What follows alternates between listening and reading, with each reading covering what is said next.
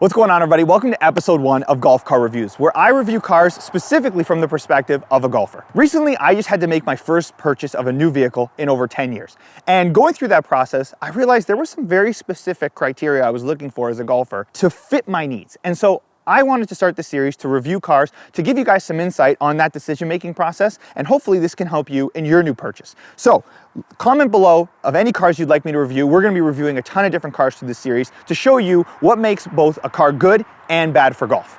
Now today I'm excited to show you the 2024 Hyundai Elantra Preferred. This is the car I decided on for me, and I'm going to show you today why I think it's one of the best golf cars out there. Now, one of the first decisions you're going to want to make when evaluating a new vehicle is what size and type of car you want. Are you going for an SUV, truck, sedan? Personally, I think for golf, sedans have a unique advantage when it comes to safety and theft.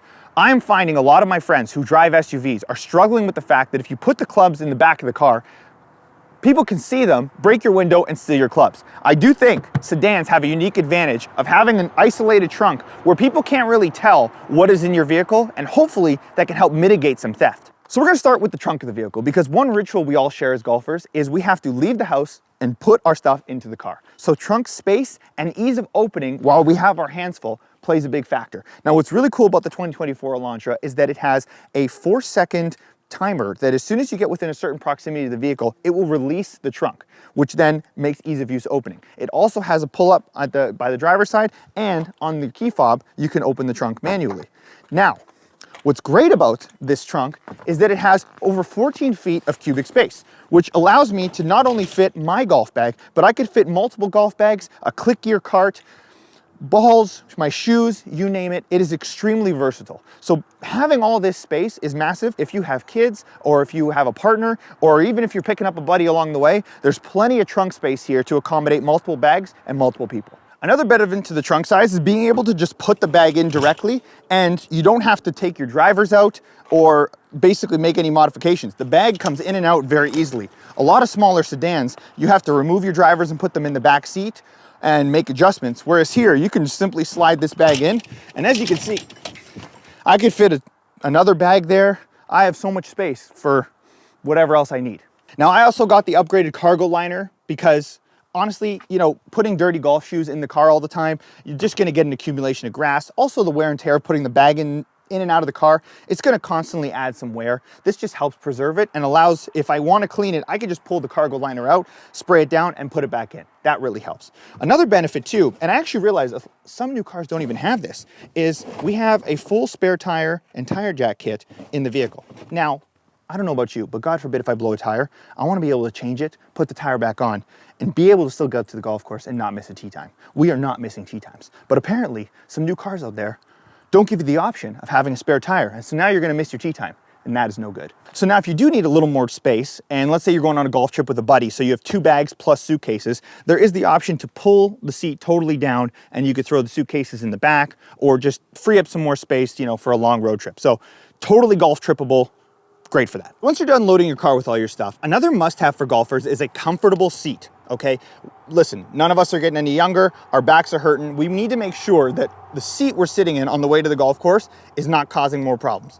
The seat in this car is great. It's got tons of lumbar support. It really hugs you. It's at a nice angle here so your legs aren't super flat, and it's 6-way adjustable as well, so you can tailor it to exactly your needs. But a seat is such an underrated aspect. We need to make sure our backs are taken care of. Now, building on that, not only do we need good seat support, but we also need good seat warmers. This car has 3 levels of seat warming. I basically live between here and number 2.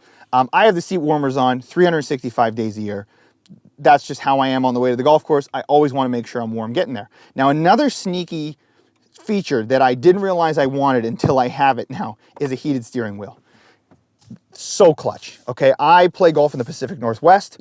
We are golfing 365 days a year, and the ability to have a heated steering wheel, especially on those colder days. Today it's 11 degrees, so I probably don't need it, but if it was any colder than this, warming up the hands on the way to the golf course is a sneaky, sneaky benefit to having everything you want and be ready to get there. Because again, we're trying to make sure we're the most comfortable on the way to golf. And I feel like a car and that drive should be really enjoyable to get there. So I love that the cockpit here is very driver focused. Everything is super comfortable. The seat's comfortable. The steering wheel is great. With the Preferred, you get a premium steering wheel, you get premium shifter, and you have your digital dashes. You have Apple CarPlay with the best podcast in golf. Everything you need to have a great drive to the golf course. Now, taking a step back here in the seat, I'm not a very tall guy. I'm about 5'10" on a good day. And I have plenty of headroom. I think there's over 40 inches of headroom here when you're sitting. My girlfriend's dad's 6'3". He sat in this car totally fine. You can move all the way back, and there's plenty of leg room. No shortage there.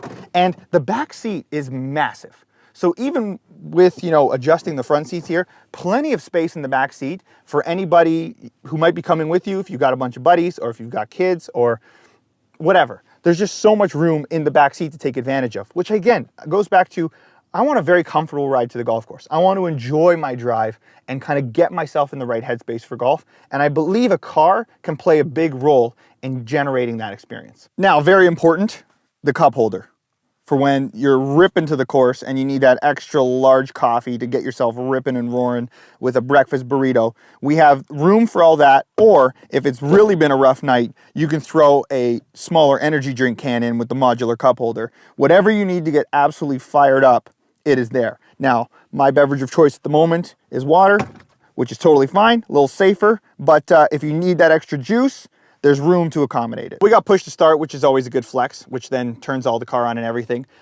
Immediately when you're parked, you get your parking rear camera, which is great, and you have 2 views here. It just depends on, when you win your club championship, are they gonna put it on the ground so you can look at it that way, or are they gonna give you the stand-up stand so you can look at your men's club championship banner right here? It just depends on how you wanna look at your success. So, up to you, but at least we have both options, which is very important. And the beautiful part about Apple CarPlay is obviously we can get all of our tunes. If you're using Spotify or Apple or whatever, you can just reap your tunes right direct, or your podcast, which is great because that's, when I'm getting to the course, it's either tunes or a podcast on the way in. And then having the maps right here is super handy because sometimes you're going to courses you've never been to and you just want to be able to plug it in and just make it easy. I never like native GPSs to vehicles because it's really clunky to plug it in. This way you can just pop the address in on your phone, hit go, and you're ready to rock. Underneath the shifter here, we've got some good storage space. We've got USB charger, which also links to your Apple CarPlay and things like that, or you can also stick a USB in for your tunes. We have USB-C here, which is great for quick charging, and you could charge not only your phone, but your Bluetooth speakers, anything else you're bringing to the course with you. So super, super handy to have that. There's also 2 of these in the back seat here. As you can see, we've got 2 right there. So that's super handy. So having that power supply is a good option because you never want to run out of phone battery, especially if you're using your GPSs or anything like that on your phone. You want to make sure everything's charged up quick and you're good to go. Now, there's obviously been a lot of positives about this car, but I'm going to show you a negative right now, and I call this the T-test, okay? Because inevitably, when I'm getting in and out of a vehicle from golf, I'm going to have tees in my pocket, okay? If those tees, actually not if, when those tees or ball markers inevitably fall in the middle of these seats, they're pretty much gone. The ability to get them back is very, very difficult. There are tons of electronics and stuff under here. There is not a lot of space. The ability to fish them out is difficult, okay? If we jump to the back seat here, all right, jump into the back seat, as you can see, there is not a lot of room, okay? It is going to be no man's land down there for tees and ball markers in the next coming months. And that is not gonna be great. The next piece to all this is the drive itself, right? We've packed the trunk, we're in the car, seats are warmed up, everything's charging, we're on our way, we got our coffee, and it is time to get to the golf course, which is one of my favorite rituals of the entire golfing experience, is the drive to the course. It's where we get prepped, it's where we get in the right headspace. And I feel like your car plays such a big role in setting yourself up to feel good about the day ahead of you on the golf course. So having this great seat, feeling really good, and then now, how does the car drive? How does the car feel on the road as you're getting there? And honestly, it feels like such a luxury experience. For a car that is under 30,000 MSRP, with all the features of how the cabin feels, it feels quite luxurious. I've had the privilege in sitting in some pretty high-end cars, and I would say, this really stands up there amongst some vehicles way above its price class, which I found very alluring for me. Now, performance-wise, it's obviously not the fastest vehicle out there. It's got a 4-cylinder engine powered by an IVT transmission, and it does good work. It's got just over 140 horsepower. You know, not terrible, not great. We're not going to win any races with this car. However, it does have 4 drive modes: normal, eco, smart, and sport. On the days when you are trunk slamming and you need a little extra power to make it there because you don't want to be late for the boys, then throw it in sport mode and it's got plenty enough pickup to do what it needs to do.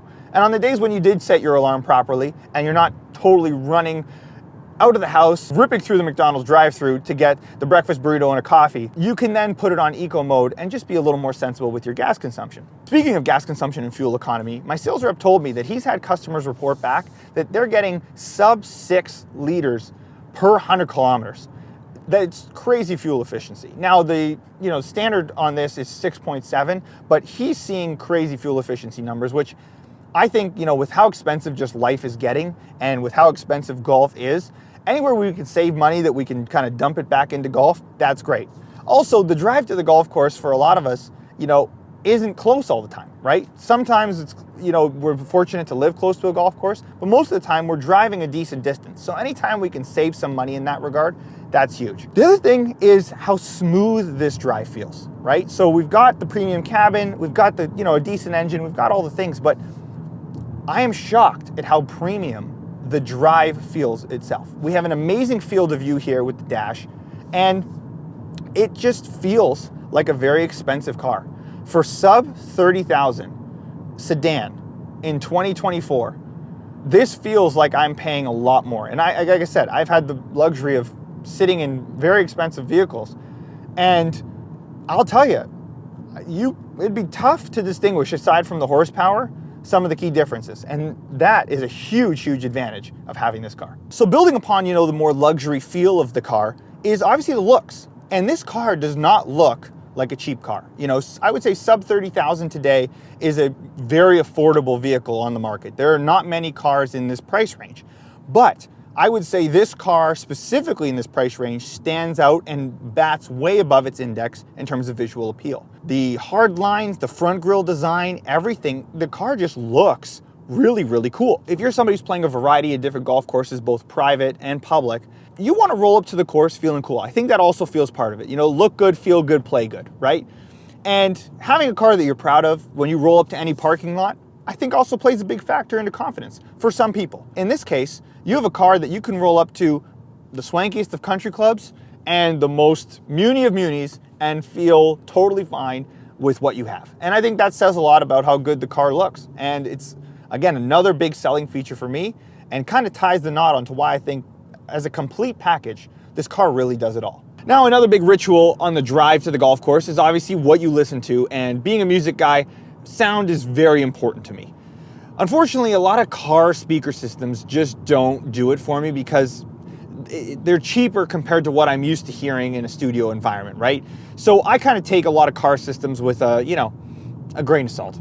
In order for me to get what I'd want out of a car system, it would be too expensive of an upgrade to be worthwhile. So I'm just looking for something that's good enough and allows me to enjoy my podcast, enjoy my tunes, just doesn't get in the way of my enjoyment of the vibe on the way to the course.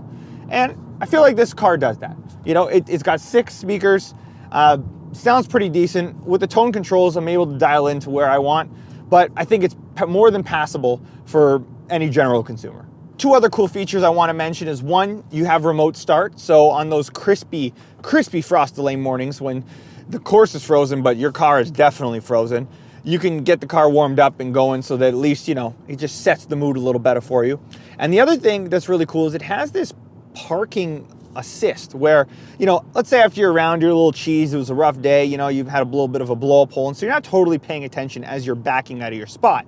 Meanwhile, one of the older members, let's call him Earl, is barreling down the parking lot because he's got to get home for lunch with Susan, because Susan's going to get mad if he's not there on time. Well, as you're backing out and Earl is barreling through, the car is going to be able to sense that he's not stopping, and it'll actually vibrate and stop you in order to prevent an accident, which would only make your day worse considering that triple bogey you're coming off of on that hole. You know which one I'm talking about. So it just helps preserve the morale, and we like that. So to summarize, I think for the value, this car bats way above its price range. Luxury interior, great looks, good performance, phenomenal gas mileage. Warranty and servicing through Hyundai is phenomenal. They have some very robust warranty options that basically allow you to not have to think about the car, which is phenomenal because I don't want to have to worry about it. I just want to go play golf and really just enjoy that ritual of driving to the golf course. I really love that drive to the golf course, that anticipation. And having the right car and the right ambiance and the right vehicle to help accomplish that for you, I think just sets the tone for better golf. And this car for me does everything I want to set that tone and get me going to bleed into better golf. Now, may not be for everybody, but for me, this is it. With that, hope you guys enjoyed episode 1 of this series. I'm definitely going to be expanding into more vehicles, so please comment below on any vehicles you would like me to test. Both weird, fun, cool, I don't care what the vehicles are. You let me know. We're out here to try and find the best golf vehicles for all of us golfers. And I'm on a mission to make sure that we expose any ones that aren't good for us golfers, because I want you guys to make sure you get a ton of value for those of you that are looking for a new car. But with that, I just pulled into the golf course. It is time to go play some golf. I hope you guys enjoyed this video, and I will catch you on the next one.